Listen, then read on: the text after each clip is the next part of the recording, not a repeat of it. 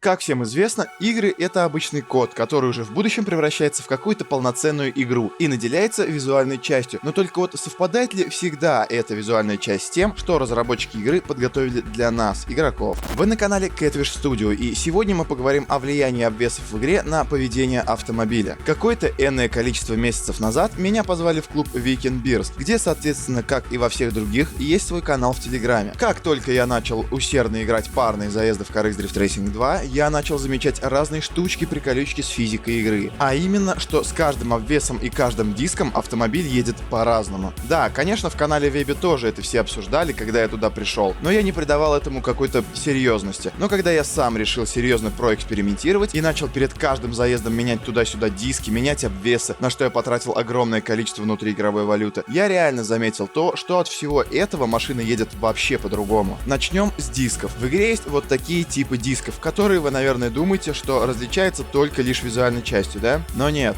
Все эти диски отличаются физической моделью и моделью в коде игры. Я говорю не про то, что все сток-диски имеют один код, и, к примеру, BSB-диски другой. Нет. Если вы заходите в сток-диски, то именно в сток-дисках абсолютно каждый диск, повторяюсь, каждый диск имеет свою физику и влияет на автомобиль по-разному. Первое доказательство этому — рычаги. Как известно, у дисков есть там радиус, вылет и т.д. и т.п. И, конечно же, по крайней мере, в реальной жизни это так. Все это влияет на то, как машина поедет. И вот смотрите, почему эта игра гениальна, вы спросите, да? Смотрите внимательно. Я ставлю один диск и обратите внимание на этот рычаг. Как он будет сейчас изменять свое положение и вид. Я просто перещелкиваю диски в одном разделе, и рычаг этот меняется. Это уже означает то, что разные диски по-разному стоят на вашем автомобиле. То есть у вас там меняется подвеска. А вы мне пишете в комментариях, что ничего не влияет. Погодите, это только первая приколюха, да? Вот, к примеру, мы определились с дисками, да? Возьмем этот диск и этот. Я создал две одинаковые машины с одинаковым обвесом, и отличаются они только дисками. Ну и настройка тоже, соответственно, одинаковая. Заходим в любой парный заезд, берем нашу машинёшку и разгоняемся на ней, пока у нас мотор не вылетит из-под капота от долбления в отсечку.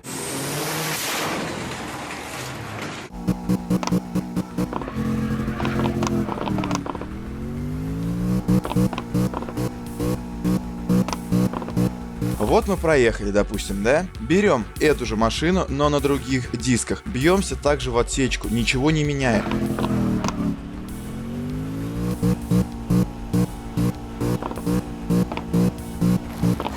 И как видим, машины разгоняются вообще по-разному. Одна на старте вгрызается в асфальт, имея максимальный зацеп, а другая скользит по нему, имея зацепа чуть-чуть меньше. Понимаете? От дисков меняются рычаги и, соответственно, разгон тоже. И знаете, если вы еще, конечно, не догадались сами, то я вам, наверное, подскажу, уж так и быть. Разгон-то, если у вас меняется, то там, рычаги, там, подвесочка, там, то и управление тоже меняется. В плане, там, резкость, скорость в дуге. У машин, как бы, тоже меняется. Угу. Перекладки, скорость в дуге, разгон.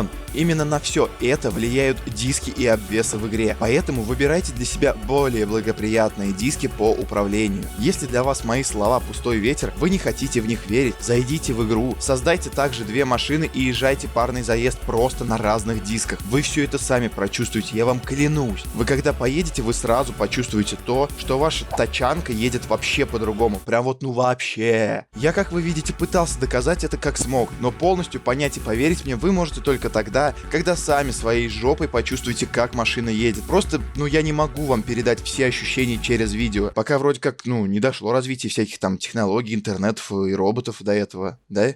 Через видос, чтобы ощущения передавать. Так вот, про диски мы с вами вроде как выяснили, да? А чё ж тогда там с обвесами-то? Братва, с обвесами все то же самое. Вот во вкладке обвесы тут есть разные заготовленные штучки-дрючки, которые вы можете покупать. Каждый обвес имеет свою ширину кузова, арки, фендера, вылет колес, спойлер и так далее, и так далее. Будем тестить на моей любимой машинке Silvia S14. Есть у нас вот два таких обвеса. Один с мордой такой кругленькой и с фарами, а другой с какой-то хренью, торчащей из капота, и, если честно, напоминает мне это чужого почему-то. Вы пишете мне, что обвесы никак не влияют на ваш результат и т.д. и т.п. Да они как минимум уже удлиняют и укорачивают вашу машину, от чего ваши перекладки могут быть наиболее близкими или дальними, потому что в одном обвесе тачка одной длины, в другом другой. Соответственно, и в дуге она будет себя по-другому вести. Ладно, окей, с этим разобрались. Идем к спойлеру. Спойлер в реальной жизни работает как прибавка зацепа на заднюю ось. Ну, вроде как вообще. То есть его ставят, чтобы он что-то там, пока машина едет, воздух прижимал, и, короче, машина имела бы, больший зацеп на задних колесах. В CarX Drift Racing 2 спойлер работает. Но нет, вы уже, наверное, все рты пооткрывали и думали, что разработчики жестко заморочились, и я тоже сначала так думал. Но нет. Он работает по-другому немножко. Спойлер в игре не работает с воздухом и скоростью. Он работает как обычный вес. От этого спойлера зависит резкость ваших перекладок, резкость машины, даже разгон чутка тоже зависит. Вернемся к нашим обвесам. Берем одинаковые машины, просто с разными расширениями кузова и т.д. и т.п. Просто делаем разгон, замеряем его и видим, что у нас одна машина имеет больший зацеп. Повторяюсь, через видео и экран я не могу это вам все донести, потому что все это нужно почувствовать самому. Берите вот эти два обвеса на сливу и езжайте вон там на N-Ring и в дуге смотрите, что тачка с херней из капота будет догонять тачку с широкой мордой. С обвесом вот этим вот из капота, где торчит, Silvia S14 едет даже в дуге быстрее, чем с тем обвесом, где морда широкая. И так со всеми автомобилями. Если вы захотели ездить на машине, сначала протестите все обвесы в игре, катайте на каждом обвесе парный, и вы поймете, на каком перекладке делаются резче, на каком машина медленнее, и все в этом духе. Давайте просто вот поставим две машины рядом и будем не отпускать кнопку газа.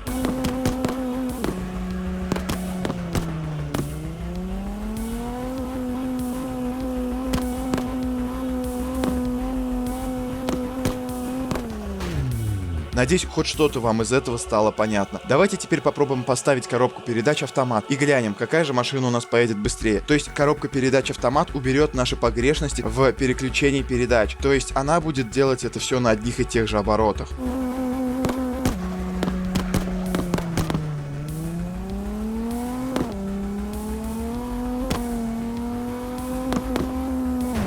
Короче говоря, решайте для себя сами. Пока вы сами не попробуете поставить разный обвес на кузов и покататься на нем, вы ничего не поймете. Я вас подталкиваю на то, чтобы вы все это сами протестили и почувствовали. Для себя я уже понял, что когда начинаю ездить на машине, перед тем, как на ней учиться катать, я протестирую каждый из обвесов, и на котором машина едет бодрее и благоприятнее для меня, я и буду катать дальше и привыкать к нему полностью. Потому что, повторяюсь, ваш скилл — дело привычки. Нужно прочувствовать все это самому и понять. Я, конечно, не уверен, что я смог для вас что-то доказать, да? Но я попытался. Вы сами должны это попробовать, повторяюсь. Это все не плацебо и так далее. Да блин, хотя бы потому, что машины разгоняются по-разному и имеют разные рычаги на разных обвесах. Это уже хоть что-то значит, ёкаламане, блинский капец. Подписывайтесь на мой канал, ставьте лайки под роликом, бейте в колокол, чтобы ничего новенького не пропускать. Всех люблю, целую, обнимаю. Пока-пока.